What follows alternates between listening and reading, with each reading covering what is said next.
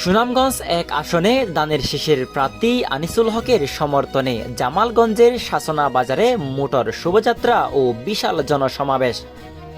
আসন্ন ত্রয়োদশ জাতীয় সংসদ নির্বাচনকে সামনে রেখে বিএনপির ভারপ্রাপ্ত চেয়ারম্যান তারেক রহমান কর্তৃক ঘোষিত রাষ্ট্র কাঠামো মেরামতের ৩১ দফা বাস্তবায়ন ও দানের শীষের পক্ষে জনমত গঠনের লক্ষ্যে সুনামগঞ্জ এক আসনে দানের শীষের মনোনীত প্রার্থী ও জেলা বিএনপির আহ্বায়ক কমিটির সদস্য এবং তহিরপুর উপজেলা পরিষদের সাবেক চেয়ারম্যান আলহাজ আনিসুল হকের সমর্থনে মোটর শোভাযাত্রা মিছিল সহ জামালগঞ্জ উপজেলার শাসনা বাজারের এক বিশাল জনসভা অনুষ্ঠিত হয়েছে।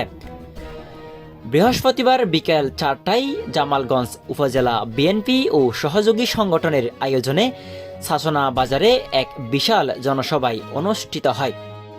জামালগঞ্জ উপজেলা বিএনপির সাবেক সভাপতি নুরুল হক আফিন্দির সভাপতিত্বে ও উপজেলা বিএনপির সিনিয়র যুগ্ম আহ্বায়ক আজিজুর রহমানের সঞ্চালনায় জনসমাবেশে প্রধান অতিথির বক্তব্য রাখেন সুনামগঞ্জ জেলা বিএনপির আহ্বায়ক কমিটির সদস্য ও সুনামগঞ্জ এক আসনের দানের শীষের প্রার্থী আলহাজ আনিসুল হক।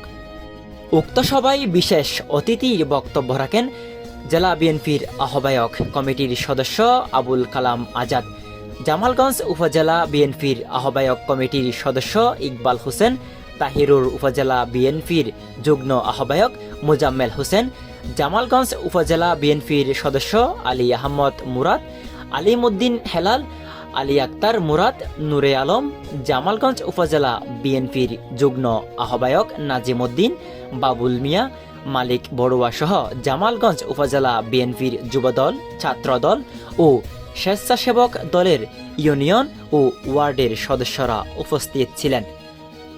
প্রধান অতিথির বক্তব্যে সুনামগঞ্জ এক আসনে দানের শীষের প্রার্থী আলহাজ আনিসুল হক বলেছেন, বিগত স্বৈরাচারী শেখ হাসিনার সরকারের আমলে আমাদের দলের চেয়ারপারসন ও 3বারের সাবেক প্রধানমন্ত্রী দেশমাতা বেগম খালেদা জিয়াকে বিনা কারণে কারাবন্দী করে রাখা হয়েছিল।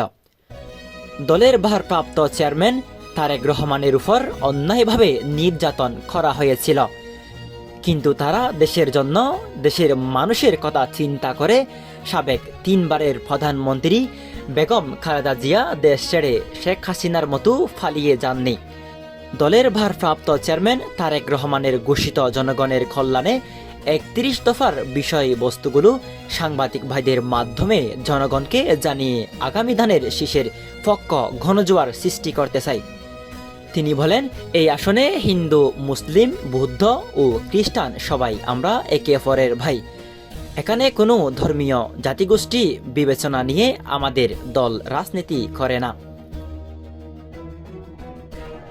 আমাদের ঐক্যের কোনো বিকল্প নাই। আমরা ঐক্যবদ্ধ বিএনপির মাধ্যমে জামালগঞ্জে তাদের দিককে বিজয় করতে চাই।